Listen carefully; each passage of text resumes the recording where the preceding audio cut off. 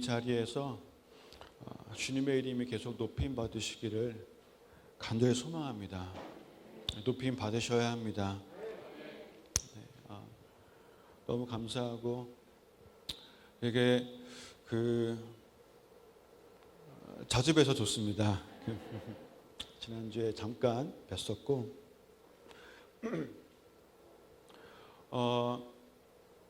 오늘은 제가 제 안에 좀 거룩한 부담감이 있습니다.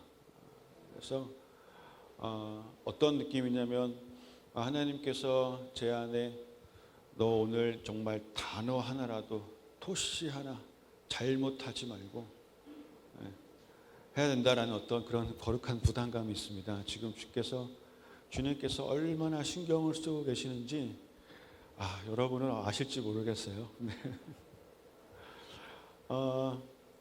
어쨌든 그래도 이 자리에서 저까지도 느껴지는 그 사랑, 여러분 결국엔 사랑이 이길 것입니다. 아멘. 네. 찬양인도 하시는 분이라 기도해 주셨던 분이라 제 머릿속을 들어갔다 나오신 것 같은 오늘 제가 할 얘기들을 다 이미 하셔버려서. 근데 지금 이 시간 좀 이렇게 하나님의 마음을 좀 나누고 오후에는 사실 어저께 좀 생각해 보니까 제가 지난번에 왔을 때 잠깐 터키 얘기를 하긴 했지만 작년 말에 터키를 다녀오면서 기도 부탁을 드렸었어요. 그래서 제가 들어보니까 제가 터키 있는 동안에 그곳의 현장 사진들을 이렇게 보내드렸을 때 그를 좀 또 함께 나누기도 하셨고 기도를 많이 해주셨다고. 그래서 그 기도의 힘이 뭔지를 제가 터키에서 사실 실감을 했습니다.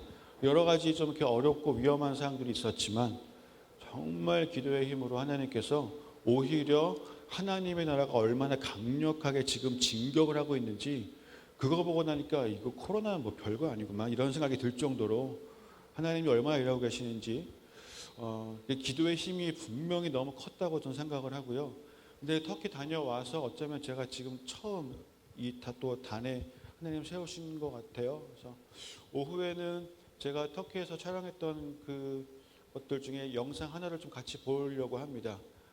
보안 문제 때문에 그걸 온라인에 올리거나 그러진 못하는데 좀 이렇게 함께 이 자리에서 그곳의 소식들을 또 기도해 주신 분들에게 좀 나누고 싶은 마음이 있습니다. 자, 오늘은 지금 이 순간은 이제 요한복음 4장을 좀 보려고 합니다. 요한복음 4장. 오늘은 좀 성경책을 펼쳐주시고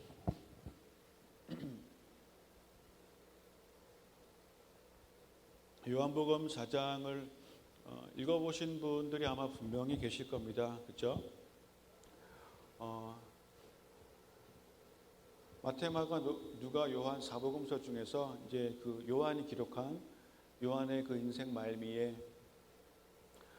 이제 본인이 떠날 것이 얼마 안 남은 것을 알았던 요한이 남아있는 교회들에게 예수 그리스도 주님에 대해서 가장 남기고 싶었던 예수님의 생애에 가장 중요하다고 생각되었던 그 부분들을 정말 진수같이 기록해 놓은. 그래서 어쩌면 요한복음의 성격이 마태, 마가, 누가랑 좀 다르죠.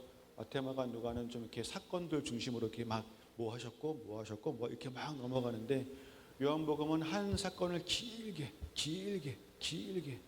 그렇죠? 이 요한복음 4장 앞에 3장조차도 니고데모와의 대화를 길게 어떻게 뭘 말씀하셨는지를 상세하게. 이 요한복음 4장도 여러분 잘 아시는 것처럼 예수님이 한 사람과 하셨던 대화의 내용이 가장 길게 기록된 거예요. 심지어 예수님이 이제 돌아가시기 전에 제자들과 마지막 만찬을 하시면서 하셨던 그 내용들이 요한복음에 가장 길게 몇 장에 걸쳐서 기록되어 있죠. 그렇죠? 근데 오늘 이제 우리가 볼 부분이 요한복음 4장입니다. 4장. 요한복음 4장은 저 개인적으로 있어서는 제가 성경을 읽어나가면서 제 안에 여전히 남아있는 성경의 가장 큰 미스터리들 중에 하나인 부분이 요한복음 4장입니다. 요한복음 4장 여러분 읽어보신 적 있으시죠?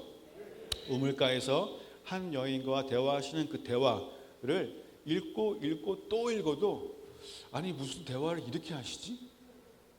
이렇게 정말 그 요한이 지금 나이가 많아서 잘못 기억했나 싶을 정도로, 하지만 그렇지 않습니다. 성령님이 감동하셨기 때문에. 정말 이렇게 말씀하셨을까? 라고 생각이 될 정도로 가장 큰 미스테리예요. 요한복음 3장은 어느 정도 이해가 됩니다. 니고데모와의 대화 속에서 그 말씀하셨던 거듭나야 함에 대해서, 사람이 모태에 들어가면 다시 태어나는 그런 것이 아닌, 그렇죠? 그런데 오늘 이 4장은 주님이 가지고 계시는 굉장히 특별한 대화법이 있다고 생각합니다. 대화법. 여러분, 그 사람은 다 이렇게 좀 자기만의 대화법이 있을 수 있습니다. 그죠? 저도 이제 제가 결혼한 지 한 10몇 년 됐죠. 이제 아직도 기억하는 것이, 결혼하기 전에 결혼 예비 학교라는 거를 했었습니다. 결혼 예비 학교를 누가 해주셨냐면, 지난주에 여기 강사로 오셨던 이재진 목사님께서 딱 5커플만 이렇게 앉혀놓고 몇 주에 걸쳐서 결혼 예비 학교 하시는데 너무 좋았고, 야, 이거 안 했으면 큰일 날 뻔했다.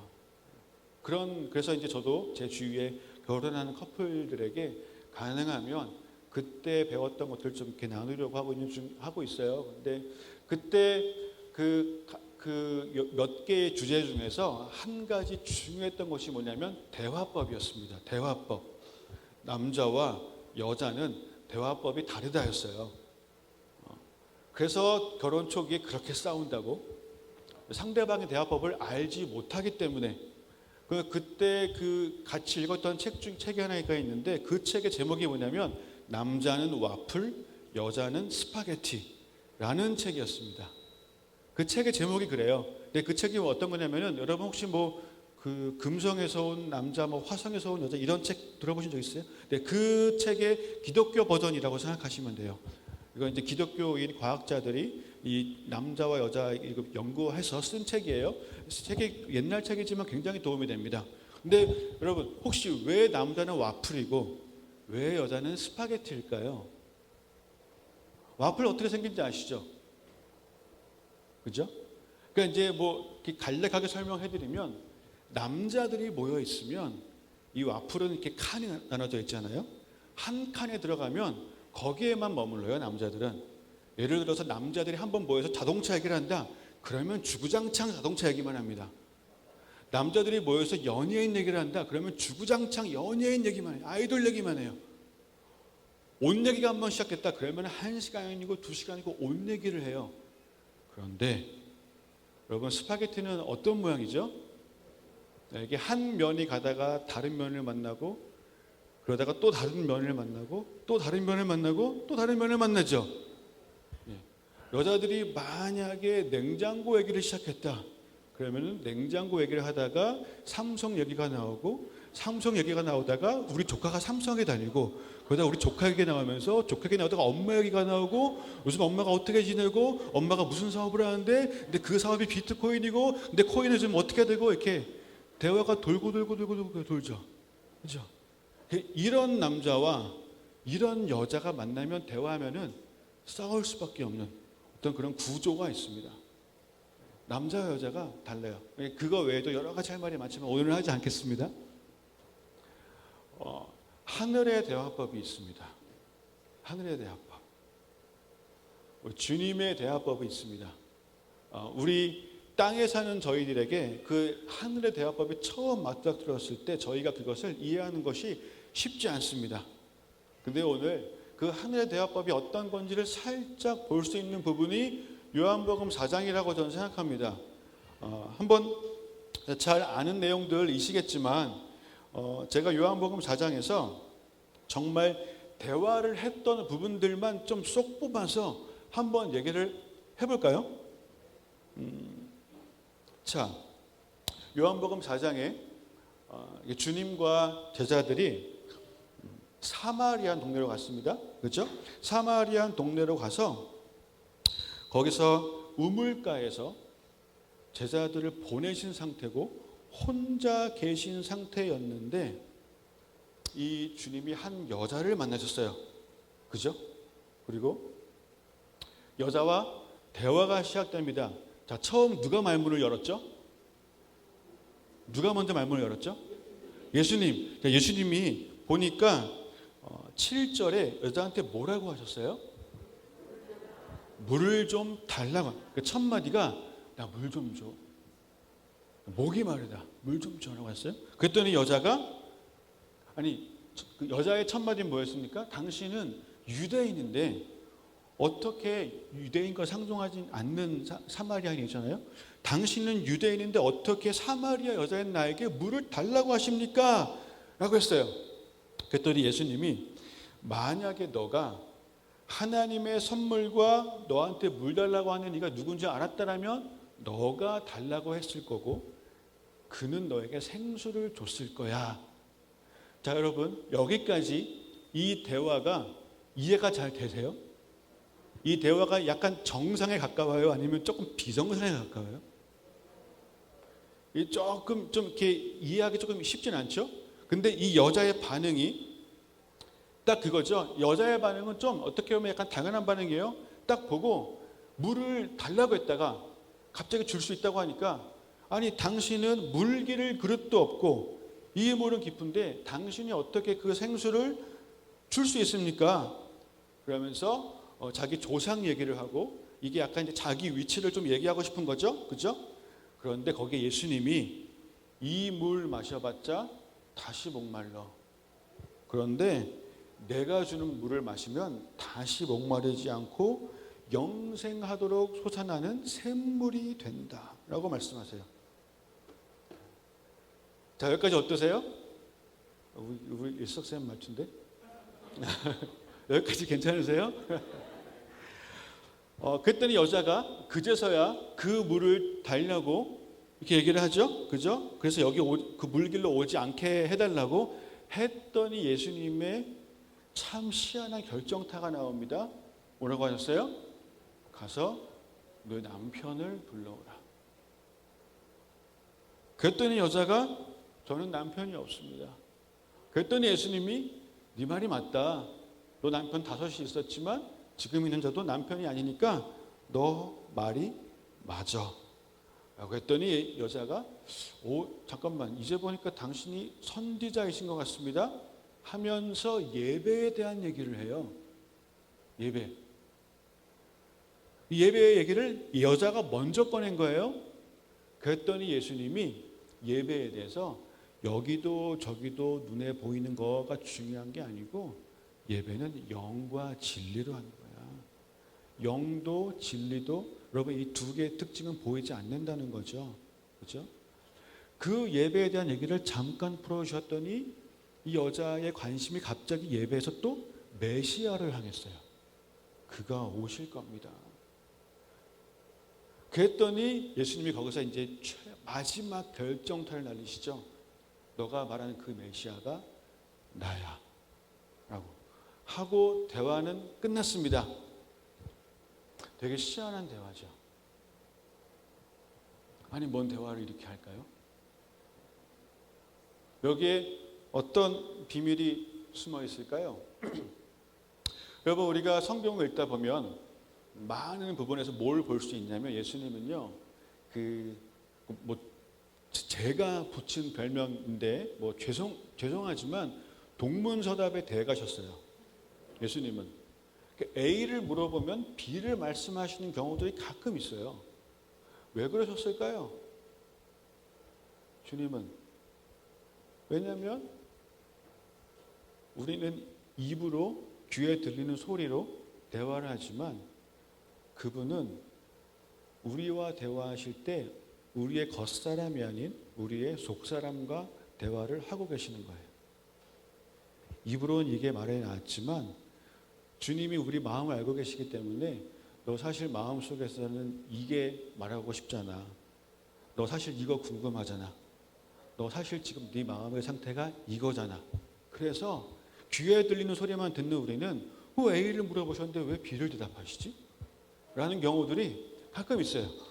오늘 이 대화도 되게 영적인 대화예요. 그러니까 성경에 나와 있는 그 영적인 대화들 예를 들면 병이 나서 육체에 문제가 있는 사람인데 질병을 앓고 있는, 그러니까 지금 그 사람의 문제는 질병, 이 육신의 문제예요. 그런데 주님은 소자야 너 죄사함을 받았다 라고 말씀하시는 거예요. 어쩌면 그 사람 표현하지 않았지만 이 마음속에 내 죄로 인한 질병일 것 같다는 어떤 그런 굉장한 그 풀리지 않았던 자기만의 결박이 있었을 수도 있죠. 그죠? 다른 사람들은 모르는.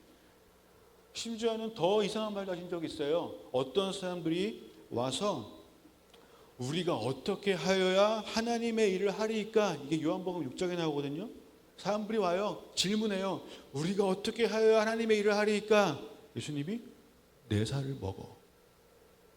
이해 안 되죠. 그때 그 사람도 굉장히 당황했어요. 내 살을 먹어. 이름이 기록되지 어떤 사람이 있습니다. 그 사람이 예수님한테 왔어요. 와갖고 어디로 가시든지 저는 주님을 따르겠습니다.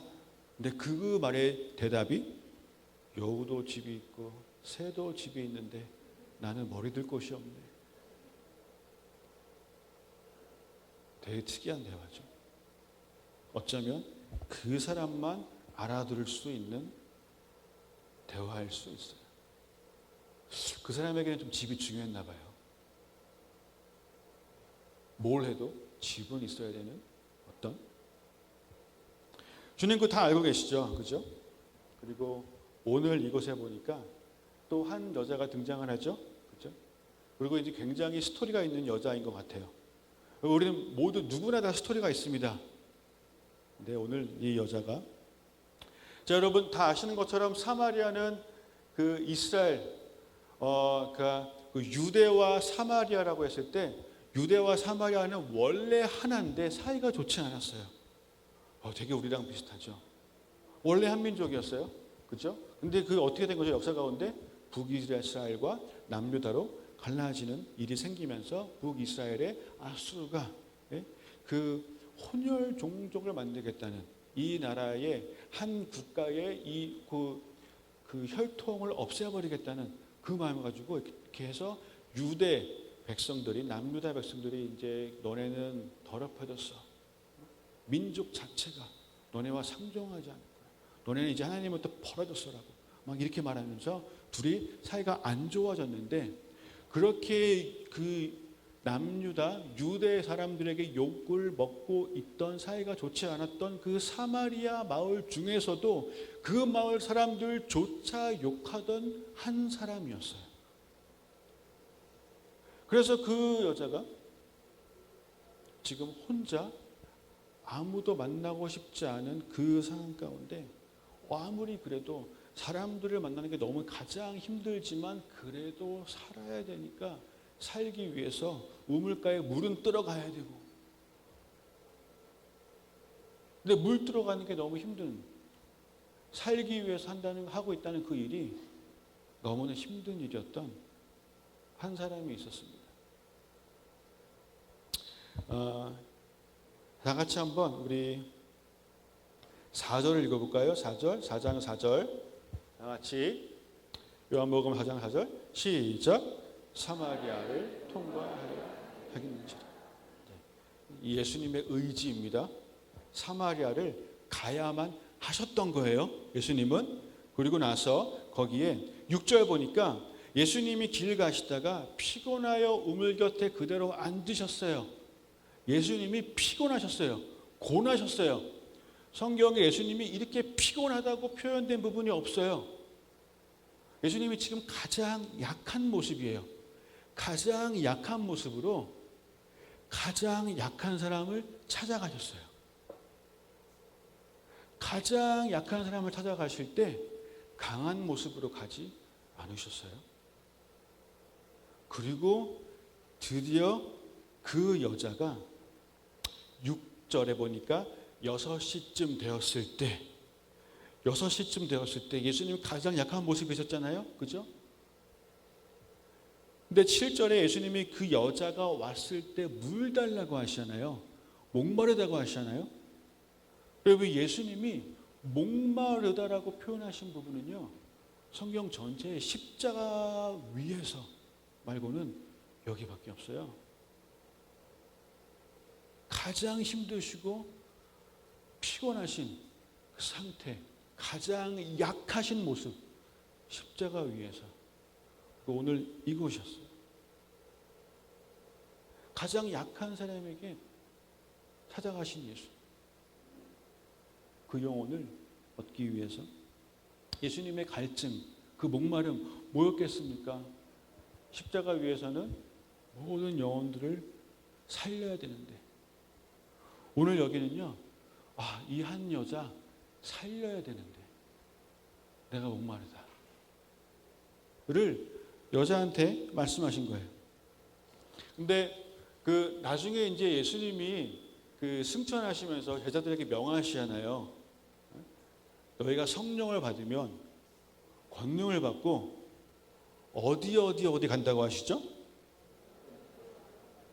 오늘 유대와 예루살렘과 사마리아와 땅끝까지 예수님이 제자들도 사실 사마리아 사람도 상종하지 않아요. 그런데 사마리아에 가야 된다고 말씀하시는 거예요. 제자들은 그때 그게 아마 쉽지 않았을 수도 있어요. 그죠? 아니, 나는 저 사람한테 가는 건 너무 힘들어요. 제가 꼭 다가가야 돼요? 꼭 제가 가야 돼요? 말 걸기도 싫은데 거기를 가라고요? 저는 그냥 그 사람 얼굴을 보는 것만으로도 힘든데 거길 제가 가라고요? 하는데 주님은 이 명령을 하시기 전에 먼저 직접 본인이 가서 만나는 모습을 보여주신 거예요. 그것도 그 사람보다 더 약한 모습으로.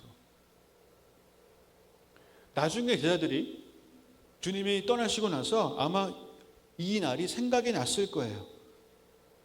주님이 그때 사마리아를 이렇게 가셨었지. 주님이, 여러분 솔직히 땅끝에 가서 전도하고 선교하는 거 중요하죠. 그죠? 근데 천국 갔을 때 땅끝에 많이 간 사람과 사마리아에 많이 간 사람과 누가 더 상급이 클까요? 한번 생각해 보세요. 자, 예수님이 여자한테 첫 한마디를 건네셨습니다. 이 숨는 여자, 숨어야만 했던 여자한테 나 물 좀 줘.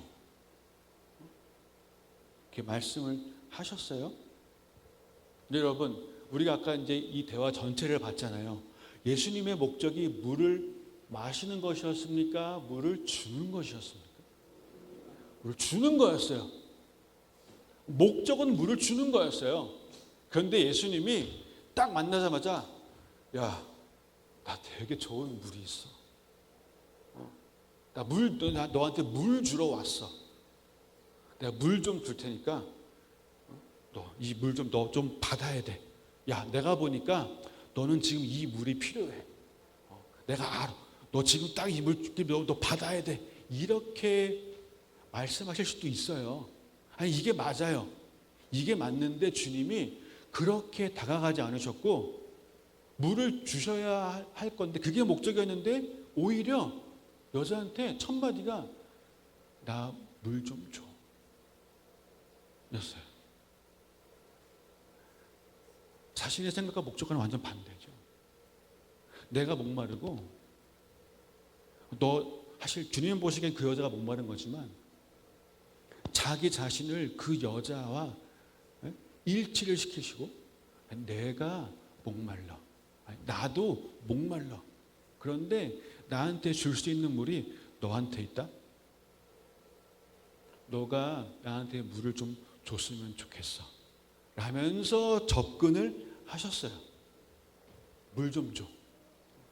어떻게 보면 주님이 지금 굉장히 낮은 자세, 굉장히 섬기는 자세, 굉장히 겸손한 자세로 이 가장 낮은 여인에게 다가가신 거예요.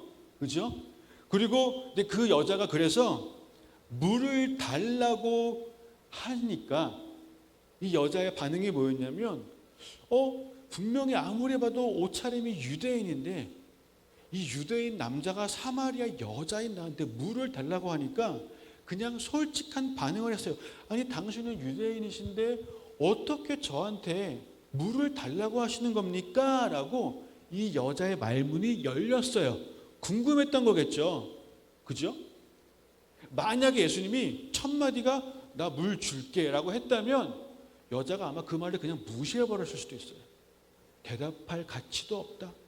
상종할 필요 없는 거지. 어차피 우리는. 그리고 내가 무슨 됐어요. 그리고 아예 대화가 지속이 되지 않았을 수도 있어요. 대화가. 그런데 주님의 첫 마디가 나 물 좀 줘.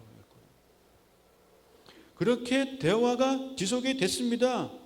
물 줄게 했으면 기분 나쁘고 궁금하지도 않고 됐다고 그냥 갔을 텐데 대화가 지속이 된 거예요. 그랬더니 아니 왜 물 달라고 하세요? 그랬더니 예수님이 목말라서 이게 아니고 아예 이제 대화가 열리고 나니까 이제부터 이제 중요한 결정적인 얘기들 하지만 이것도 천천히 내 만지 있잖아. 너가 만약에 하나님의 선물이 뭔지 알았다면 하나님의 선물 너무 중요한 단어고 이 선물이란 단어는요. 선물이란 단어가 성경에 많이 나오지 않거든요. 예수님이 선물이란 단어를 많이 사용하지 않으세요. 근데 하나님의 선물이 뭔지 알았다면 선물은 누구나 들어도 다 기분 좋은 단어예요. 그죠? 누구나 들어도. 하나님의 선물이 뭔지 알았다면 그리고 너한테 물 달라고 하는 그 사람이 누구인지를 너가 만약에 알았다면 좀 알아라 이게 아니고 알았다면 만약에 그랬다면 너가 달라고 했을 거고 그가 너에게 생수를 줬을 거야 라고 얘기해요. 생수를. 여러분 여기서 뭘 알 수 있냐면 우리는 교회를 오래 다니고 생수라는 단어를 많이 들어봤잖아요. 그죠? 그런데 이 순간 전까지는 대화가 영어로 보잖아요. 그 워터예요, 워터. 물. 근데 생수는 뭐예요? 리빙 워터예요. 살아있는 물이에요. 이 여자의 입장에서는요. 살아있는 물? 이런 개념을 지금 처음 들어봤어요. 그게 뭐야? 그게 뭐지? 지금까지 워터, 우리 목마를 때 마시는 물만 얘기하다가 도대체 생수라는 거는 뭘까라고 할 수 있을 만큼의 처음 그 언급이 됐고 그랬더니 여러분 11절 다 같이 읽어볼까요? 11절 다 같이 시작. 여자가 이르되 주여 물기를 그릇도 없고 이 우물은 깊은데 어디서 당신이 그 생수를 얻겠사옵나이까. 자, 이 여자의 반응은 어떻게 보면 솔직해요. 뭐 물을 주겠다고는 했는데 아니 보니까 뭐 물기를 그릇도 없고 이 우물이 깊은데 당신이 어떻게 주려고요? 이거 되게 당연한 반응이에요. 당연한 반응. 그런데 이 11절에 굉장히 중요한 여자의 마음의 변화가 있어요. 그게 뭘까요? 그게 뭐냐면 9절까지는 이 여자가 예수님한테 당신이라고 얘기하다가 11절에 갑자기 호칭이 바뀌어요. 주여. 이 조금씩 마음의 변화가 일어나기 시작합니다. 하늘의 개념, 리빙 워터, 생수, 그 하늘의 개념, 그 영적인 터치가 딱 일어나기 시작하면서 조금씩 마음의 변화가 일어나기 시작하는데 그러면서도 동시에 인간적인 반응은 한 번에 사라지지 않죠. 딱 봐도 그냥 나의 계산 들어가는 거예요. 창조주를 바라보면서도 나의 관점으로 볼 수밖에 없는 우리의 한계가 있습니다. 신앙인의 그 가장 많은 실수 중에 하나가 하나님을 자꾸 인간적인 관점으로 해석하는 거. 사람과 사람과의 관계에서 내가 이렇게 했으니까 하나님도 그러시겠지라고 우리가 착각을 많이 하잖아요. 즉 그런 식으로 여자는 그 주님의 그 반응을 했어요. 그죠? 하나님의 방법이 있고 인간의 방법이 있는데 하나님의 방법이 있고 나의 방법이 있는데 여자가 지금 나의 방법으로 대화를 하고 있어요. 니고데모도 그랬죠. 3장에서. 그러면서 12절에 그것이 이어집니다. 여러분, 이 여자가 아니 당신이 지금 뭐 물길 그렇다는데 저한테 어떻게 물어주신다고요? 주여라고 하면서 그러면서 뭘 얘기하냐면 12절에 우리 조상 야곱이 이 우물을 우리한테 준 거고 자기와 아를 짐승 다 마셨는데 마지막에 당신이 야곱보다 큽니까? 아직은 살아있어요. 그죠? 당신이 다시 나왔어요. 주님한테. 그러면서 뭐라고 해요? 약간 수그러드는 듯 하다가 다시 내가 나왔죠. 그러면서 당신이 야곱보다 큽니까? 네? 아니 당신이 지금 뭐 얼마나 대단합니까를 어떻게 표현하겠냐면은 자기 위치를 얘기합니다. 우리 조상이 누군지 아냐? 네? 이 우물이 어떻게 된 건지 아냐? 나는 그 물을 하는 사람인데 이거를 얘기하고 있는데 여러분 예수님이 여유가 있으세요. 예수님이 이 여자가 당신이 야곱보다 큽니까? 라는 그 말이 기분 나쁠 수 있는 말이에요. 어쩌면 그걸 의도한 거예요. 당신 뭔데? 이런 말이에요 지금. 근데 주님이 거기서 여유가 있으세요. 너 지금 나한테 뭐라고 하는 거야? 너 내가 누군지 알아? 이런 게 아니라 아무 반응을 하시지 않는 거예요. 왜? 사랑하니까. 결국엔 사랑이 이기는 거거든요. 예수님이 그냥 아예 딴 말을 하시는데 이 물을 마시는 자마다 다시 목마를 거야. 다시. 사실이죠. 근데 내가 주는 물을 마시는 자는 영원히 목마르지 않게 되고 내가 주는 물은 그 속에서 영생하도록 솟아나는 샘물이 될 거야.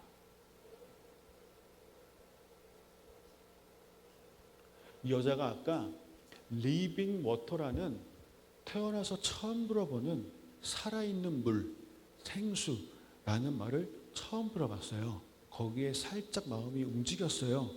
그런데 방금 이 여자가 또 하나 새로운 단어를 들었는데 그게 뭐냐면 영생이에요. 영생. 영원히 사는 거.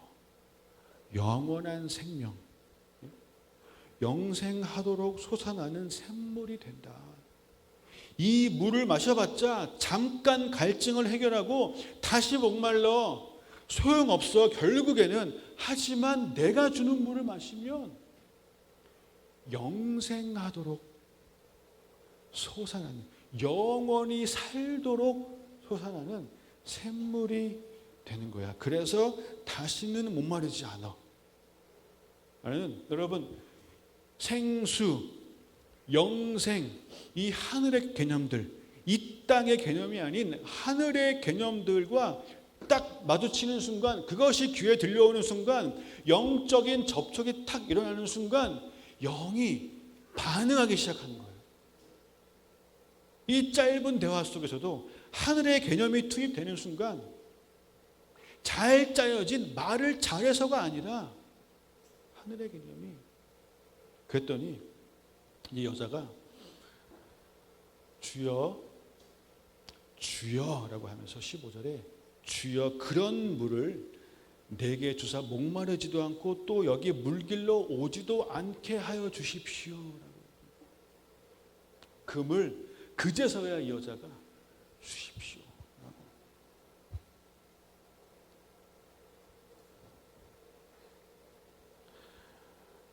근데 여러분 이제 여기서 예수님의 가장 큰 결정타가 나와요.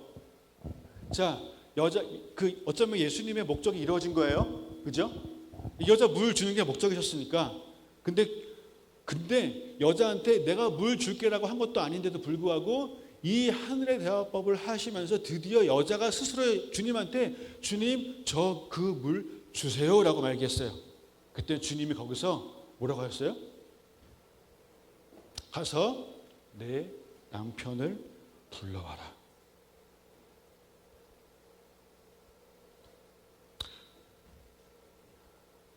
가장 이해가 안 됐던 부분이에요.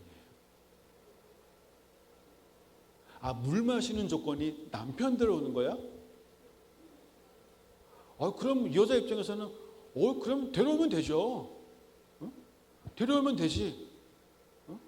누구 데리고 올까? 그 중에. 데려오면 되는 건데 여자가 뭐라고 하죠? 저는 남편이 없습니다 라고 얘기를 해요. 저는 남편이 없습니다. 자, 지금 이 대화 속에 숨어있는 의미가 뭘까요, 여러분? 예수님은 왜 남편 데려오라고 하셨을까요? 물 먹는 거랑 남편 데려오는 거랑 무슨 상관이 있을까요?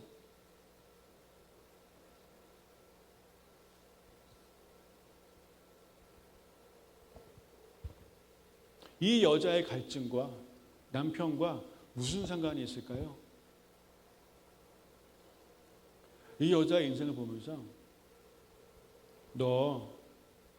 너한테 갈증이 있지. 삶의 목마름이 있지. 그리고 그 삶의 만족함을 추구하기 위한 너의 목마름을 해결하기 위해서 남편을 사용하려고 했지. 근데 너 잘 안 됐지. 내가 알아. 그거를 그래서 더 해결해 보려고 다시 시도하고 다시 시도하고 또 다시 시도하고. 왜냐하면 그 뒤에 이 여자가 남편이 5이나 있었다고 하잖아요. 계속 그렇게 시도했는데 그래도 잘 안 됐지. 이제 내가 그거 바꿔줄게 를 얘기하고 계시는 거예요. 너의 남편을 바알에서 여호와로 바꿔줄게. 사실 안 되잖아. 사실 아니잖아. 갈증 해결 안 되지. 남편 맞으면 데리고 와봐. 아니잖아. 그리고 그 갈증 해결하기 위한 너의 네가 택한 그 도구 때문에 사실 너 더 힘들잖아. 내 문제를 직면하면 아프잖아요. 그렇죠? 근데 주님이 뭐가 있냐면 지금 이 여자와 이 얘기를 하실 때 일부러 제자들까지도 사마리아 동네로 다 보내버리셨어요. 어쩌면 혼자 있으면 위험할 수도 있는 이 동네에서 혼자 계신 걸 선택하신 거예요. 사람들 보는 앞에서 이 여자한테 너 네 남편 불러와봐 라고 하신 게 아니에요. 이 여자와 그냥 단둘이 계신 거예요. 단둘이. 너밖에 없어. 괜찮아. 그리고 예수님의 마음에 가장 결정적인 게 뭐였냐면 사람들은 너를 정죄할 수 있지만 나는 너를 정죄하지 않아. 어쩌면 사람들은 너에게 회개해라, 회개해라, 돌이켜라 라고 말해왔을 수도 있지만 나는 너한테 회개해라 라고 말하는 게 아니고 너는 내가 필요한 거야 를 말하려고 오신 거예요. 그 얘기를 하시는 거예요. 그 하고 싶은 얘기를 만나서 바로 야, 너 힘들지? 넌 내가 필요해 라고 말씀하신 게 아니에요. 이거 되게 미스테리한 대화법이죠. 이 여자의 반응이 어쩌면 이거예요. 동네 모든 사람들이 지금 내 옆에 있는 이 남자를 향해서 모든 사람들이 늘 나에게 했던 말은 야, 네 남편 아니야. 넌 남편 없어. 네 남편이 아니야. 라고 정죄하면서 그 말만 들어오다가 예수님이 어쩌면 이 여자는 처음으로 이 남자를 내 남편이라고 칭해주는 사람을 만난 거예요, 지금. 아무도 그렇게 안 했는데, 그리고 그게 맞는 건데 예수님이 너 남편 불러와. 그랬더니 처음으로 사람들은 다 아니라고 할 때 내 남편 맞다고 그렇게 우기고 있다가 처음으로 인정해 주는 사람을 딱 만나니까 그제서야 이 여자가 그렇게 우겨왔는데도 불구하고 저는 남편이 없습니다. 제 남편이 아닙니다. 처음으로. 이 여자가 진짜 자기 모습을 보기 시작한 거예요. 이 여자가 지금까지 계속 그렇게 꾸며오고 하다가 진짜 자기 모습을 보기 시작하고 그것을 표현하기 시작했어요. 이것을 끌어내는 것이 하늘의 대화법. 그리고 거기서 주님이 너가 남편이 없다 하는 말이 옳도다.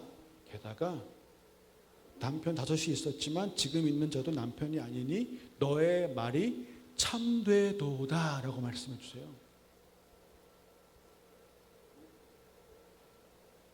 너 말이 맞아.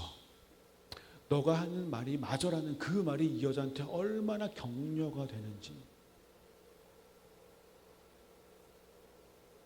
그 말이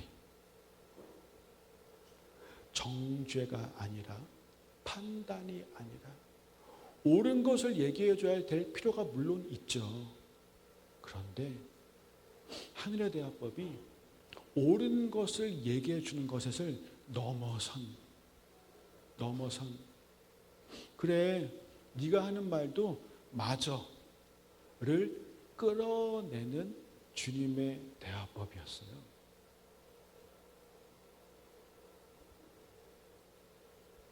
그랬더니 여자가 드디어 거기서 고집이 꺾였어요. 그런데 가장 놀라운 것은 이 대화 직후에 이 여자의 반응이에요. 이 여자의 반응이 내가 보니 선지자시군요. 그러면서 바로 무슨 얘기를 해요? 예배에 대한 얘기를 하는 거예요. 예배에 대해서. 주님이 예배에 대해서 아무것도 강요하지 않으셨어요. 그런데 이 여자가 스스로 지금 예배에 대한 얘기를 하고 있어요. 아니 이 산에서 예배하고 당신들은 예루살렘에서 얘기하고 했더니 주님이 그제서야 이 산도 아니고 예루살렘도 아니고 예배는 신령과 진정으로 영과 진리로 하는 거야를 말씀하신 건데 여자의 관점이 여자의 관점이 생수에서 지금 갑자기 예배로 전환됐습니다. 지금 이게 뭐냐면은 영이 깨어나는 증거예요. 영혼을 말씀하시고 터치하시는 그 대화 속에서 정죄가 아닌 방법으로 자기 자신을 보게 하시면서 게다가 심지어 이 여자한테 너 예배해라 너 기도해야 돼가 아니라 이 여자가 스스로 예배에 대한 갈망이 깨어난 거예요. 주님이 예배에 대한 말을 한마디도 안 해줬어요. 여자가 스스로. 그런데 더 신기한 건 이 예배에 대한 갈망을, 왜냐하면 모든 사람이 그 갈망이 있긴 있어요. 그게 잠들었을 뿐이지.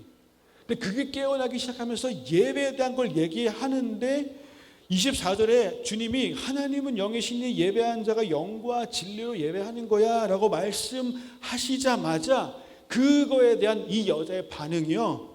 여자가 이르되 메시아 곧 그리스도라 하는 이가 오실 줄을 내가 압니다. 그가 오시면 이 모든 것을 우리에게 알려주실 겁니다 라고 하니까 이게 뭐냐면 이 여자의 관심이 물에 있다가 자연스럽게 예배로 확 전환됐다가 이 예배에서 이제는 메시아로 전환이 돼버린 거예요. 이 여자의 마음의 초점이 지금 이제 메시아까지 가버렸어요.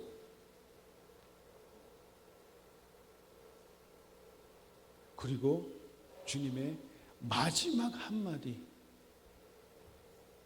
너한테 말하고 있는 그가 바로 나야 를 말씀하셨어요. 그 메시아.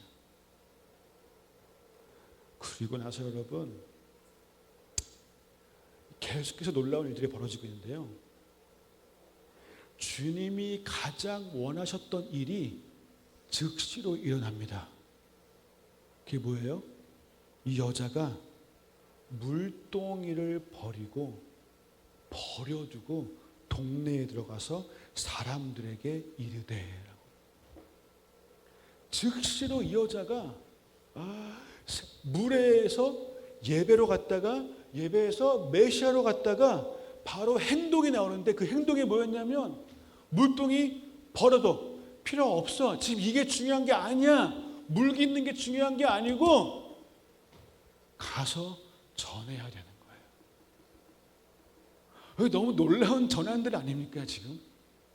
아니 한 대화 속에서 지금 여기까지 가서 이 여자가 바로 동네 사람들에게 뛰어간 거예요. 뛰어갔는데 여러분, 자기 자신에게 손가락질 하던 동네 사람들이 이 메시아를 만나기를 원했던 이 여자의 열망이 너무 놀랍습니다. 놀라운 게 아니라 너무 아름다워요. 이게 뭐냐면 이 여자 안에 이미 생수가 들어간 거예요. 그 대화를 통해서 여러분, 하늘의 대화법은요, 이 똑똑한 이 말들을 하는 것이 아니라 생수가 그 안에 들어가는 거예요. 생수가 들어가면 영이 깨어나기 시작하고 반응이 일어나기 시작하고 바로 가서 나누는 일들이 일어났습니다. 그 사이에 여자들이 왔죠. 주님, 음식이 있습니다. 잡수세요 했더니 주님이 나한테는 너희가 알지 못하는 양식이 있어. 여러분, 제가 이제 요한복음 4장 읽다가 한 번 혼자 웃은 적이 있어요. 그게 뭐냐면 예수님 목마르다고 했잖아요. 여자가 결국에는 물을 안 준 것 같아요. 아니, 물을 안 주고 그냥 가버렸어요. 근데 예수님이 목마른 것도 배고팠던 것도 지금 이 상황을 보고 나시니까 영이 채워지기 시작하니까, 영의 갈망이 채워지기 시작하니까 육의 갈망이 더 이상 문제가 되지가 않는 거예요. 목마른 것도 괜찮고 배고픈 것도 괜찮아. 영의 갈망이 이루어졌으면 거기서 오는 그 만족함, 이것이 생수가 주는 만족함이에요.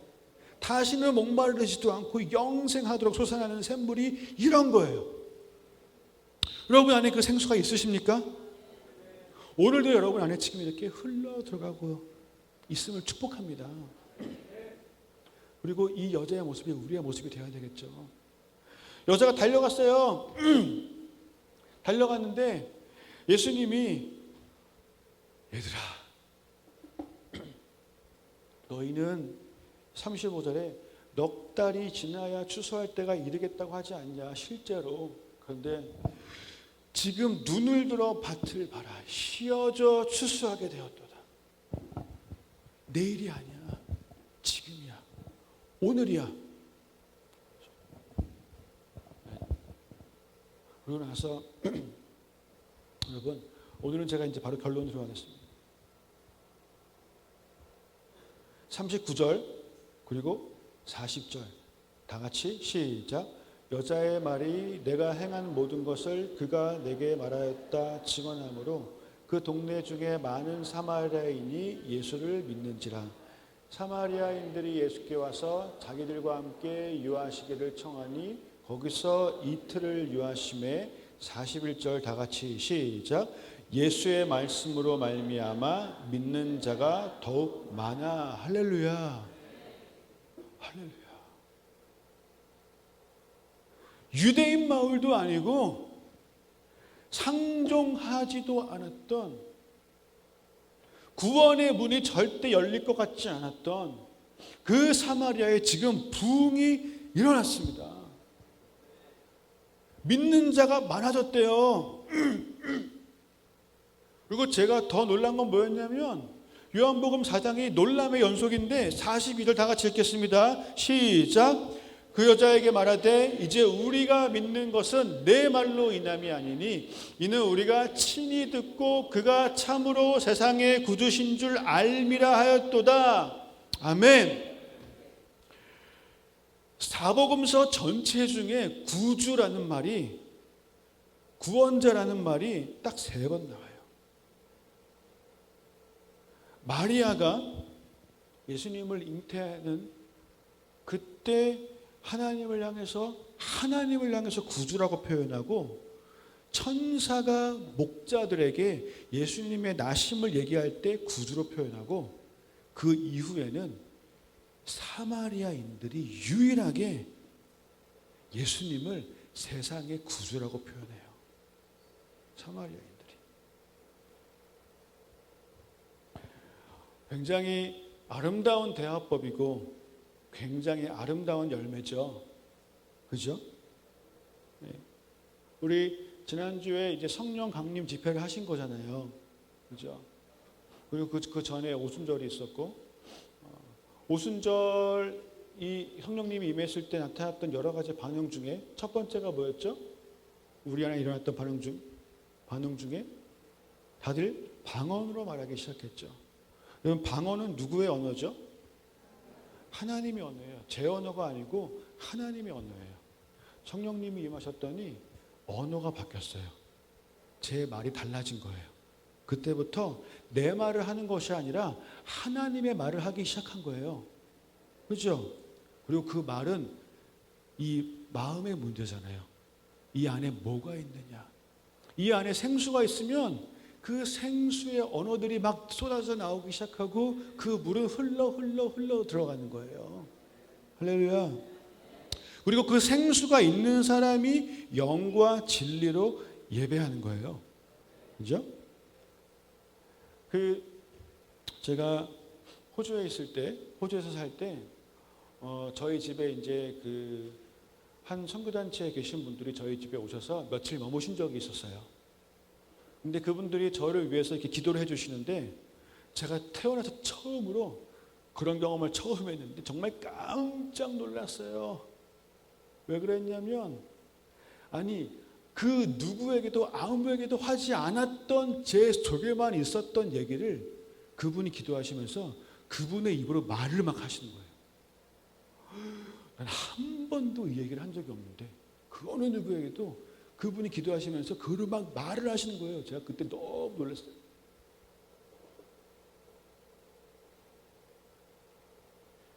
심지어 지난주에 오셨던 이재진 목사님이 몇 년 전에, 아직은 제가 어렸을 때 저 기도해 주셨는데, 그때 목사님이 뭐라고 했냐면, 여러분 그때 되게 특이한 표현이었는데, 기도해 주시다가 나는 너가 호주 바닷가 모래사장에 I love you라고 나에게 썼던 모래 위에다가 I love you라고 썼던 그 고백을 지금도 너무 기뻐한다, 이렇게 말씀하셨어요. 기도를 받으면서 내가 그랬나? 내가? 그랬던 것 같아요. 근데 그때 내가 I love you라고 썼나? 나중에 제가 호주에서 찍은 사진을 보고 알았어요.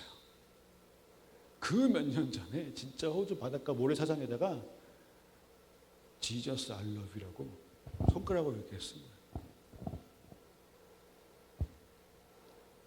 목사님이 나의 말을 하신 거예요? 아니면 하나님의 말을 하신 거예요? 하나님의 말을 하신 거예요.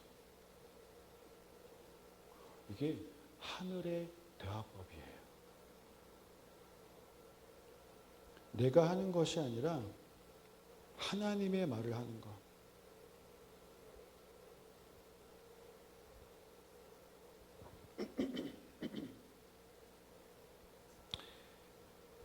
그렇게 하면요, 여러분, 사마리아 사람들이 주님께 돌아온 역사가 일어납니다. 주님을 욕하던 사람들이 주님을 고백하게 되는 날이 오는 것입니다. 어차피 하나님은 우리와 원수 되었을 때 오신 분이에요. 그게 그분의 뜻이에요. 지금도 그렇게 행하고 계십니다. 개독교라고 욕하던 사람들, 그 사람들을 주님이 얻으실 것입니다. 교회에서 상처받은 사람들 주님이 다시 얻으실 것입니다. 뭘로요? 하늘의 대화법으로. 가장 놀라운 건요, 하늘의 대화법은요, 또 그 대화법을 쓸 사람을 세우시기 위함이에요. 그 대화법을 한 번 경험한 사람이 이제 그 대화법으로 다른 삶에 나가기를 원하시는 그 일인 거예요. 근데 그게 참 넉 달이 지나서 추수의 시즌이라고. 근데 그들을 구원하는 데 쓰신 사람이 그들 중에서 가장 상처를 많이 받은 사람이었어요.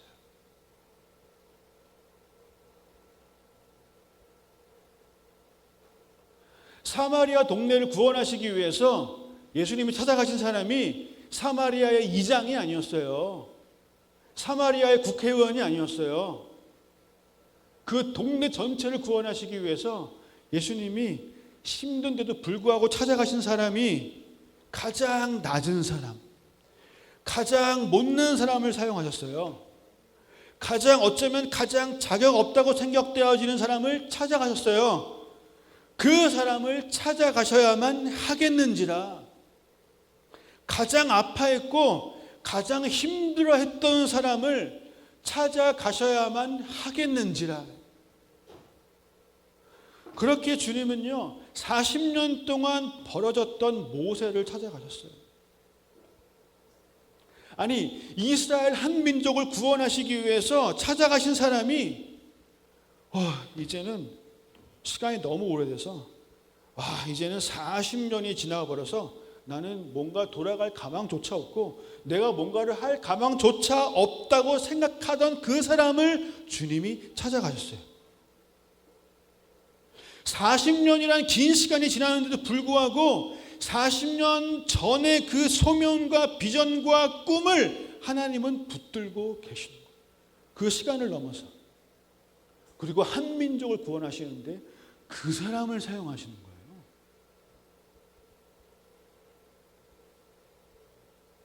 여러분, 40년이 지나도요 변하지 않는 건 하나님의 마음입니다. 제가 특별히 우리 이제 지난주에 청소년 캠프를 했지만 아비 세대를 축복하고 싶습니다. 지금이야말로 이 아비 세대가 일어나야 할 시기이고 필요한 시기입니다. 저는 열방의 구석구석에서 이 아비 세대들이 손들고 기도하는 모세들로 세워지기를 간절히 소망합니다. 그래야 여호수아들이 이 죽음의 싸움에서 이겨낼 수가 있는 거예요. 그리고 그들이 이겨야 우리가 이 땅을 차지하는 겁니다. 그렇게 아비 세대와 자녀 세대가 함께 싸워야만 이기는 전쟁이에요. 이 마지막 때. 그렇게 세대와 세대가 하나가 돼서 이 땅의 저주를 끊어내는 거예요.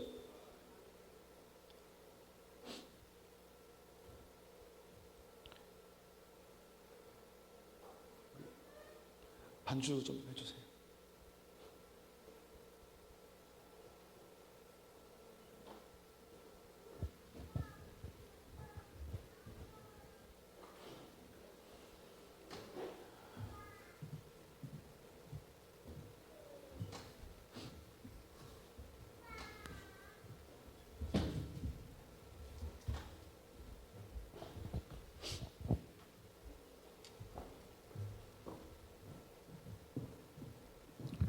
사마리아 여자를 찾아가시고 얻으셨던 그 주님의 대화법이 오늘 우리 안에 새롭게 새겨지기를 축복합니다. 정죄하는 것이 아니라 옳은 것을 얘기하는 것이 너무나 중요하지만 그것보다 사랑하는 마음이 더 앞서는 거.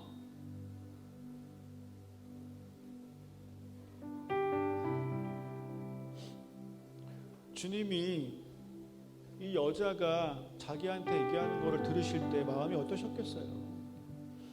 우리라면 어땠겠어요? 그게 좋았을까요?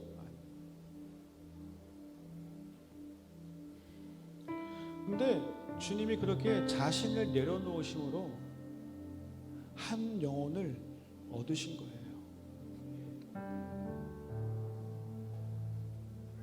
한 동네를 얻으신 거예요. 저와 제 아내가 함께하는 기도가 있습니다. 같이 기도하는 것이 이제 한 가지 같이 기도하는 기도 제목이 있는데 그게 뭐냐면 하나님, 제가 누군가를 바라볼 때 그 사람을 보고 계시는 하나님의 마음이 제 안에 들어오게 하여 주십시오. 그것이 저희들의 기도 제목이에요. 사실 오일석 선교사님 사모님께서 부름 받으시기 전에 한번 저 찾아오셔서 저 기도해 주신 적이 있어요. 그때 그분이 이 얘기를 하셨어요. 하나님, 목사님이 사람들을 볼 때 그 사람을 보고 계시는 하나님 아버지의 마음이 들어가게 하셔서 그 아버지의 마음으로 그 영혼을 보게 하여 주십시오.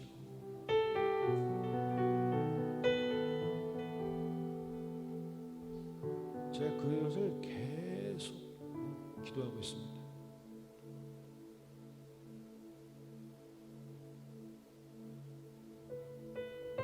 그래서 그 사람을 향해서 내가 하고 싶은 말을 하는 것이 아니라 하나님이 하고 싶으신 말을 하는 것. 그 사람을 향해서 가지고 계신 그 하나님의 생각이 내 안에 들어와서 내 생각이 그 사람에게 나가는 것이 아니라 하나님의 생각이 그 사람에게 나갈 수 있는 것. 그래야지만 나를 통해서 그 사람이 하나님과 대화를 할 수 있게 되는 것. 그렇게 그 영혼이 영적인 터치가 일어나서 그 영이 깨어나기 시작하게 되는 거예요. 기도하고 있습니다. 하나님, 아무리 누가 나를 아프게 해도 그럴지라도 하나님이 보시는 그 사람의 모습으로 보게 하여 주십시오. 아무리 내가 좀 아파하고 힘들어도 아버지의 생각으로 말하게 하여 주십시오. 주님이 그렇게 자신을 내려놓으심으로 한 영혼을 얻으신 것처럼 주님, 저를 통해서 한 영혼을 얻으시기를 간구합니다. 그렇게 빛과 어둠의 싸움에서 빛이 승리하게 되기를 간절히 소망합니다. 예수님도 분명히 회개하라, 하나님의 나라가 가까이 왔다로 외치시기 시작하셨는데, 그 나라를 완성하신 것은, 그 나라를 완성하시기 위해서 우리에게 보이시는 방법은 십자가였어요. 십자가였어요. 우리도 그 십자가를 지기를 원하시는 거예요. 자기를 부인하기를 원하시는 거예요. 그래야 내 말이 아니라 하나님의 말이 나가는 거예요. 그래야지만 영광 중에 그의 나라가 임하시는 겁니다. 그래야지만 그의 나라가 이기시는 겁니다. 그렇게 주의 주권과 통치와 나라와 권세가 그렇게 임하는 겁니다. 그렇게 하다가 좀 아파서 눈물 날 수 있어요. 아플 수 있어요. 근데 그렇게 내가 깨어지면서 향기는 나기 시작하는 거예요. 그리고 영원한 천국에 입성하면 모든 눈물 다 씻겨주신다고 하잖아요. 오히려 그때는 씻겨줄 눈물이 많은 사람이 주님과 더 많은 시간을 보내지 않겠습니까? 그때 가서 씻겨줄 눈물이 하나도 없으면 어떡해?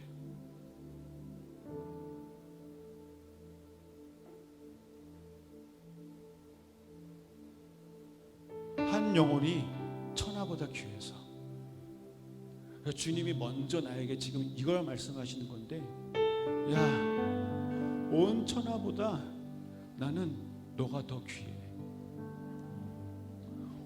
이 세상 모든 것보다 너가 더 귀해. 너가 더 소중해.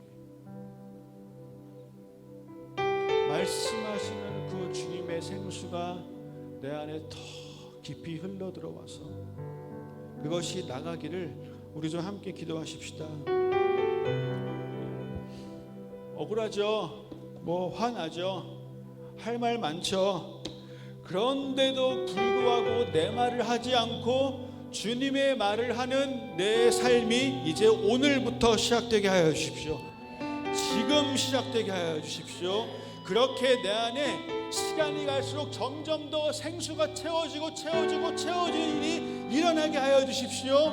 그래서 나의 것이 아니라 하나님의 것들과 하나님의 선물과 그의 생수, 영혼을 살리는, 그리고 한 동료를 살릴 수 있을 만큼의 나를 통해서 내가 깨어진 가운데 향기와 함께 살아있는 물이 흘러나가는 역사가 있게 하여 주십시오. 우리 그렇게 주의 이름 부르고 함께 부르짖어 간구하겠습니다.